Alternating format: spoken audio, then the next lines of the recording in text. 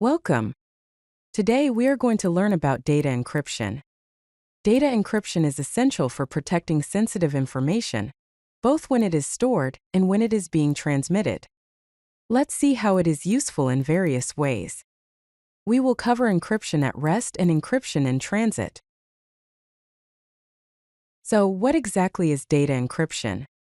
Data encryption is the process of converting readable data into an encoded format using cryptographic algorithms and keys. Think of it like locking your valuable documents in a safe. The process flow is as follows. First, we have plain text, that is the original readable data. This plain text then goes through an encryption process.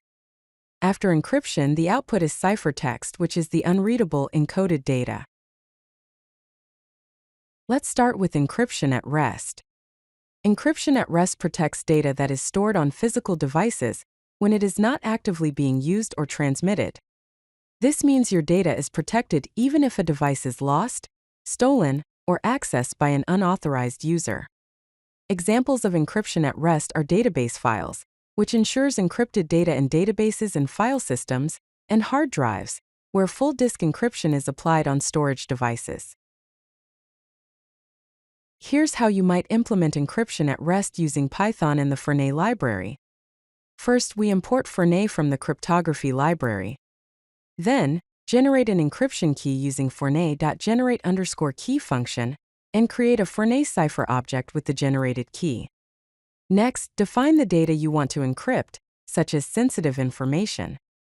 Use the cipher.encrypt method to encrypt the data, encoding it into bytes first. Finally, store the encrypted data into a file. Some common algorithms used for encryption at rest include AES-256, RSA, and Blowfish.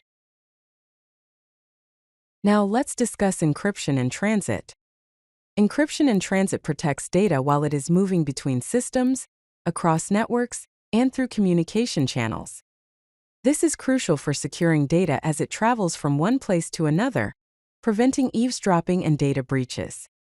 Examples include HTTPS or TLS, which are secure web communication protocols, and API calls, which involve encrypted data exchange between services. Here's an example of implementing encryption in transit using Python to make an HTTPS request. First, we import the requests and SSL libraries.